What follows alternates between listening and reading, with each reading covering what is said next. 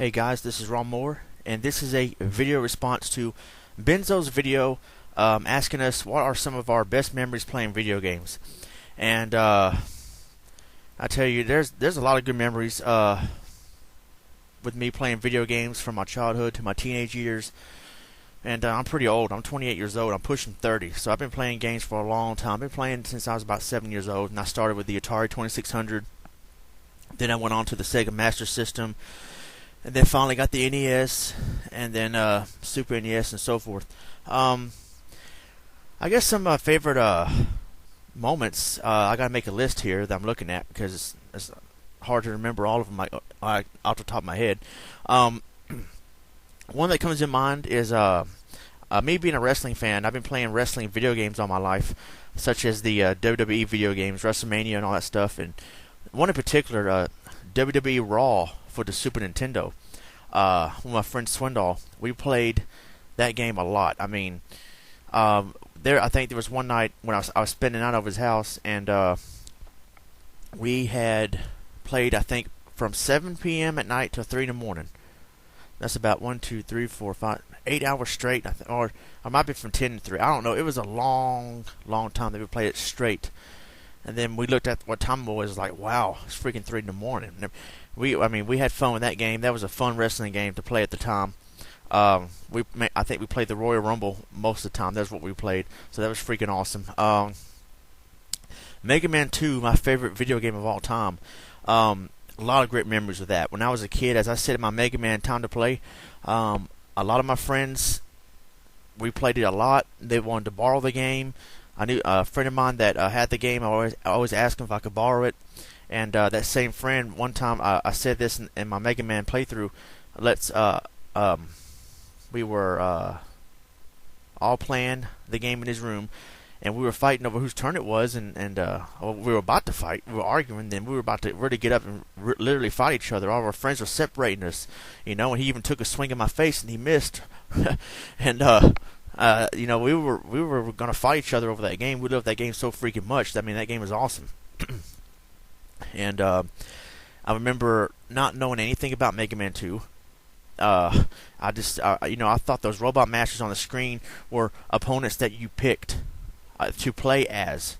So, and I didn't know you could use the special weapons, even though it says you got air shooter and bubble lead and all that stuff. I don't know. I just wasn't thinking. I didn't care. I was playing the game and I was having fun with it. I loved the music, the graphics. The game was hard at the time. It was hard to me. It took me a long time to beat Quick Man. It took me a long time to beat Crash Man. And I remember one night I finally beat the game. I finally beat Dr. Wily, and fun times with that game. I first played it, I really got to play it around the summer of '91 when I first moved into these apartment complexes I'm still living at today, 18 years later. And it really takes me back to my childhood and that summer and the friends I met. And that game was a big part of my childhood. That's my favorite video game of all time. And if you like, please go to my channel and watch my playthrough, because that's a playthrough I really love to do because it's my favorite video game. Castlevania 2: Simon's Quest. Despite what the angry video game nerd may say about it, he probably likes it really. Behind the scenes, he probably likes the game from what I heard. But there's a lot of flaws in the game, but I don't care. The game was fun. The game had awesome music, Bloody Tears and the song at night. And a lot of my friends like to play that game as well. As a matter of fact, I think that game was so popular that I think one of my quote-unquote friends stole it and denied it, and so I lost it. And then finally, years later, I bought it at a pawn shop.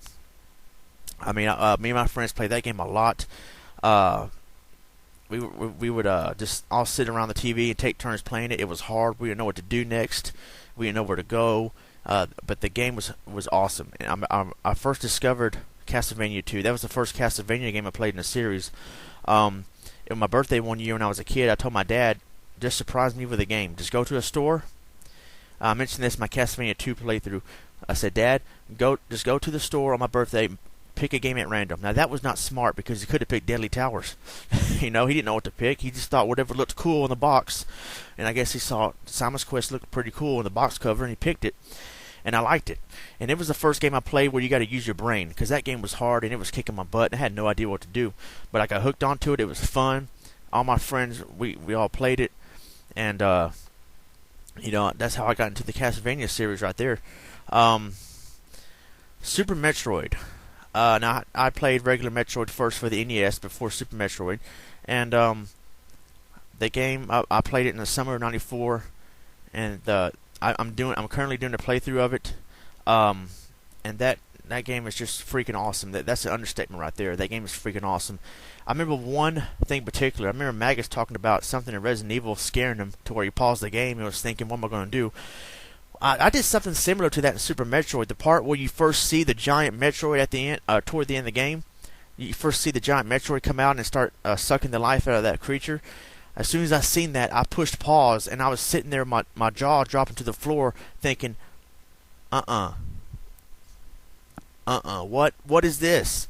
That's crazy. Are you kidding me? A Metroid that big? That is ridiculous. How am I going to beat that? That is crazy. And so I finally got myself together and pushed start, figuring how the heck am I going to beat this freaking thing? And then it started sucking the life out of me. Then it stopped right when you have one notch of energy left, and then it flew off. And I was like, well, what the heck was that about? Why did it let me live? And so yeah, that part right there. Oh man, that and Castlevania 64 with the lightning strikes the tree at first literally made me jump in my chair because it was so quiet, and then that it just scared me to death. And so those are awesome scary moments for those two games, Super Metroid and Castlevania 64. Street Fighter. Now I think I talked about some of my memories already in my Street Fighter video response to Magus. I stated that I played against somebody that would go as I'm playing against them. That was freaking annoying. I guess it's not a good memory, but it's still fun to talk about, make fun of. I played against people that would talk so much trash that they said they were good. All their friends said that they were good, and then when you finally play them, they don't know anything. They can't even do a fireball. They can't even do a hurricane kick or nothing. And I'm like, if you're gonna talk trash, make sure you are really good. But there's a lot of people like that in this world, and not just Street Fighter, but a lot of games. They think they're good, but then they face somebody else, that, wow, I'm not the best in the world. That's a harsh slap in the face that, you need to humble yourself because you're not the best in the world. But Street Fighter, a lot of memories. Like I said, I had a big crush on Chun-Li when I was a kid. Fun memories with Street Fighter, the World Warriors Special Champion Edition. Again, me and a bunch of my friends play that all the time. We have, not that long ago here, about maybe less than a year or two ago, we would have tournaments over here. And just for fun, we have tournaments, Street Fighter or Capcom versus SNK2. Fun times, man. I almost won one of those tournaments. I got second place, and then Venom 22 beat me real bad in the final. And then I got third place in the Capcom versus SNK tournament. And then my school used to go to here had a Capcom versus SNK2 tournament. I didn't do all that good, but I didn't do all that bad either. It was still fun. And I'm running out of time here. I don't want to make this a two-part series, but last game I'm going to talk about, Shadowgate for the NES. This is a real underrated RPG. I was play that when I was a kid, and that game would literally scare me. It's a freaking creepy game. Just play it for yourself. It's a real creepy game. If you like RPGs, you'll probably love that one. There's a lot of scary, creepy stuff in it, and how you die. The Grim Reaper comes after you, and they play this eerie music.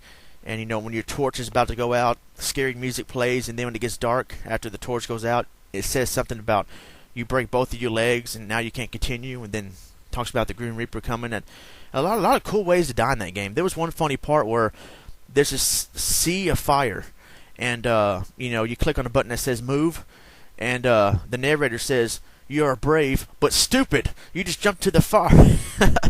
It's an awesome RPG, and it's much better than Shadowgate 64. People, I'm telling you by experience, do not play Shadowgate 64. That is the most boring game you could probably ever play. It's freaking boring. Sleep-inducing music. Sleep-inducing gameplay. Stay away from that. But play Shadowgate for the NES. That is an awesome RPG. Underrated in my opinion. Happy Video Game Nerd, please review that game. Assuming that you like it.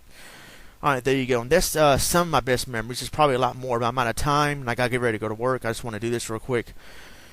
Alright, then that's it. So, thanks for listening. I'm Ronmower. God bless. Take care.